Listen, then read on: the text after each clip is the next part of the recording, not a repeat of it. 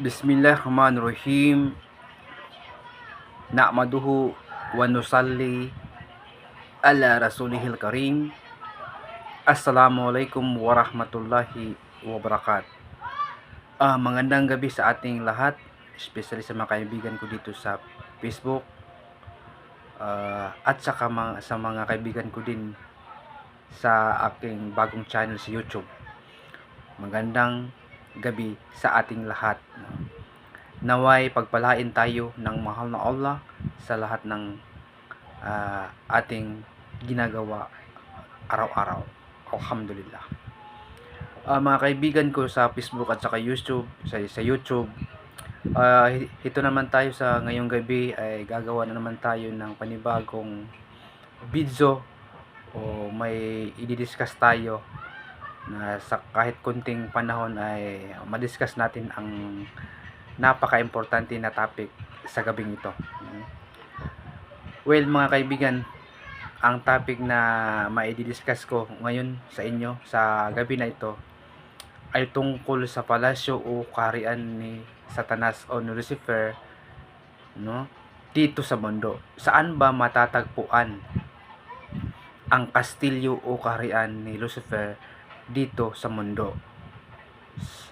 Sa wikang Pilipino, si Lucifer ay siya po ay si Satanas. At sa wikang Arabic naman, siya po ay si Iblis, no? Si Iblis. So si Iblis po ay isang nilalang, ay isang other creation na ginawa ng mahal na Allah subhanahu wa ta'ala. Si Iblis, hindi po siya tao at hindi po rin siya anghel. Mali po ang nababasa natin, no, na si Iblis po o si Satanas po ay fallen angel, no. Hindi po siya fallen angel, no. Satanas is a jinn kind, Lucifer is a jinn kind. It represents the other form of creation by God, no. Ibang nilalang siya na nilikha ng ating mahal na Allah subhanahu wa ta'ala, at isa siyang jinn, no. Hindi siya angel, kasi yung angel program yan. Yung angel program sila, wala silang option kundi sumunod sa mga utos ng Panginoong Allah subhanahu wa ta'ala. Samantala ang jinn naman, katulad ng tao yan, na may sariling decision making, no? May sariling decision making, may free will na binigay sa kanila ng Allah subhanahu wa ta'ala. Katulad din sa atin mga tao na may free will na binigay sa atin ng mahal na Allah. Pero ang jinn, kung titingnan natin sa Quran, o jinn kind, ay ginawa yan ng mahal na Allah galing sa apoy. Samantala tayong tao ay nilikha tayo galing sa lupa. So si Satanas, mga kaibigan, ay isa siyang jinn kind, no? Hindi siya anghel. Isang jinn kind na ginawa ng Allah subhanahu wa ta'ala galing sa apoy, no? So yan ang topic natin sa gabing ito. So saan ba matatagpuan ang kaharian ni Satanas o ni Lucifer o ni Iblis dito sa mundo? Saan ba? May alam ba kayo, mga kaibigan, kung saan ba matatagpuan? Well, ayon po sa ating pananaliksik, sa ating research, andito sa mundo ang kaharian ni Satanas o Lucifer o Iblis. Pero saan parte sa mundo matatagpuan ang kanyang kastilyo, ang kanyang kaharian? Well, ayon sa ating pananaliksik, matatagpuan ang kaharian o kastilyo ni Lucifer doon po sa Bermuda Triangle, no? Siguro naman po ay familiar sa inyo ang salitang Bermuda Triangle, kasi sa panahon noon pa, nung wala pang mga cellphone, sa TV napapanood natin ang Bermuda Triangle, kung saan napapanood natin na maraming nawawala doon ng mga ship, mga barko, at marami ding nawawala ng mga aircraft na doon dumadaan, no? Mga misteryosong nawawala sila. Bakit sila nawawala, no? Sapagkat siguro dahil doon ang kaharian ni Satanas nakalagay, doon matatagpuan, no? So sa ating panaliksik, doon talaga matatagpuan ang ang kaharian o kastilyo ni Satanas doon sa Bermuda Triangle. Ayon din sa ating panaliksik mga kaibigan, ang kaharian ni Satanas po o ni Lucifer o ni Iblis ay nakalutang siya sa dagat, nakalutang siya sa tubig. Tsaka very huge, malaki ang kanyang kaharian o kanyang kastilyo. Ang forma ng kanyang kaharian mga kaibigan ay submarine, parang submarine type siya. Nakita natin na submarine, no? Kung anong forma ng submarine, ganun din po ang forma ng kastilyo ni Satanas. At ayon sa ating panaliksika, pero malaki siya, halos nasasakupan na ang buong karagatan kung saan matatagpuan ang Bermuda Triangle. Kaya lang hindi visible siya sa mga tao kasi ibang nila lang sila, no? Nakalutang lang sila sa dagat. Hindi makita yan ng katulad natin ng mga tao kasi pinagbawalan tayo ng Panginoon na makita natin ang mga jinn kind, no? Kakaibang nila lang na ginawa ng Allah Subhanahu wa Ta'ala na makita natin sila. So hindi natin sila makikita.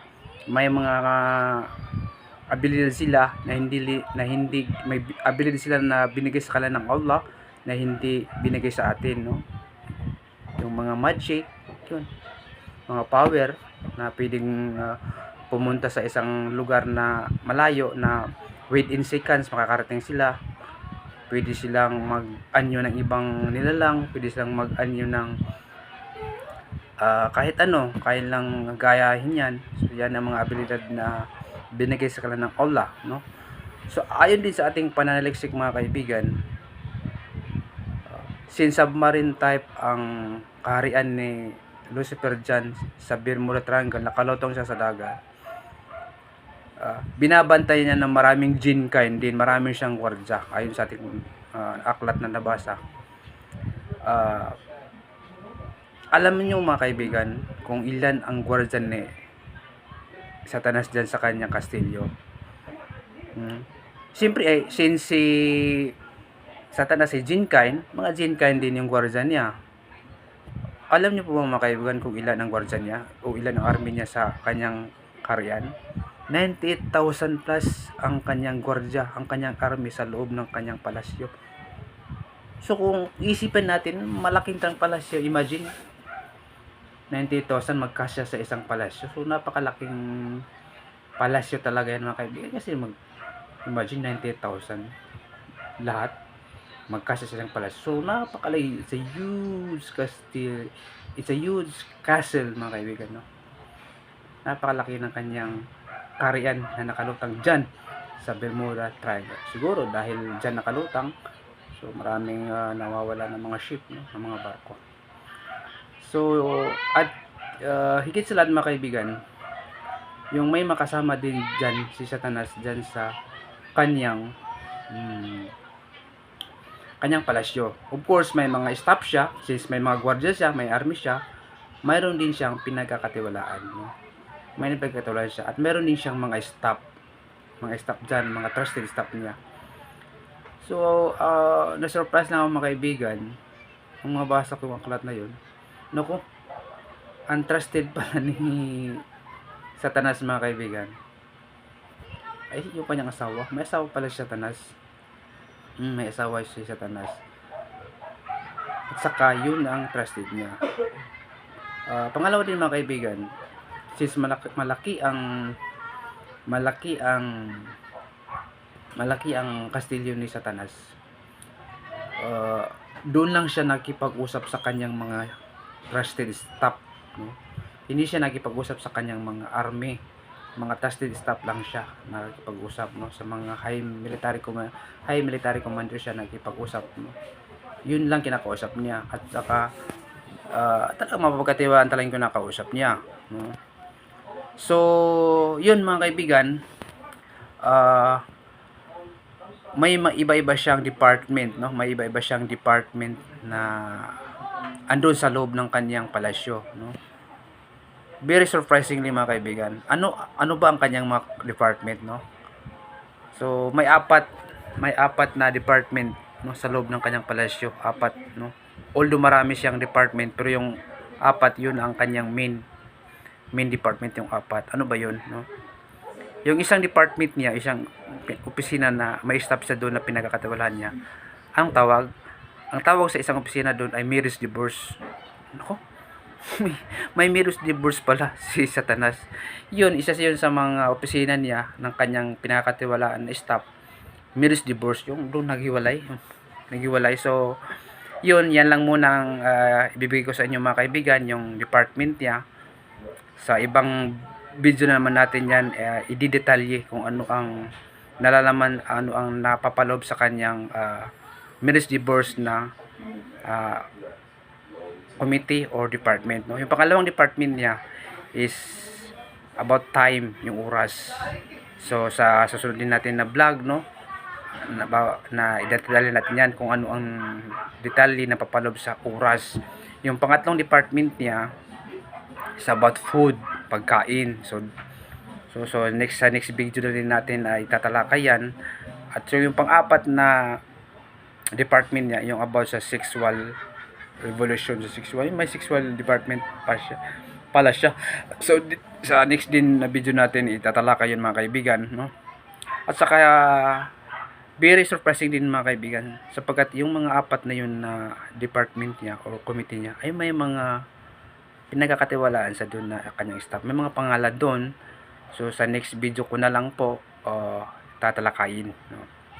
So yun lang muna ngayon mga kaibigan, no? Sasamaras natin na ayon sa ating pananaliksik sa Bermuda Triangle, matatagpuan ang kaharian ni Satanas at andun siya. Tsaka yung forma ng kaniyang kaharian ay submarine type. Alam na po natin kung ano ang submarine type, no? Yung nakita natin ng mga submarine dyan ng US Army or Russian Army, yan, ganyan ang forma ng kanyang kastilyo, pero napakalaki lang. Nakalutang siya sa tubig, kaso lang hindi natin sila makikita kasi ibang nila lang sila. Pangatlo is binabantayan siya ng 90,000 army sa loob ng kanyang palasyo. 90,000 army. At saka may mga iba't ibang staff siya at iba't ibang departamento na sa next din natin na video itatalakay, idadetalye. At saka very surprising din mga kaibigan, nabasa din natin sa aklat na yung ilang taon na pala si Satanas. Nako, matanda na pala si Satanas. 98,000 yung edad niya. Napakatanda na, hindi malaki. Napakatanda na pala ni Satanas. 98,000 na taon na si Satanas. So mga kaibigan, maraming salamat sa inyong pakikinig, no? So yung sa sunod na lang po yung ibang detalye sa loob ng kanyang palasyo, sa loob ng kanyang kastilyo na matatagpuan sa Bermuda Triangle. Hanggang dito na lang po mga kaibigan. Wassalamualaikum warahmatullahi wabarakatuh. Salamat po.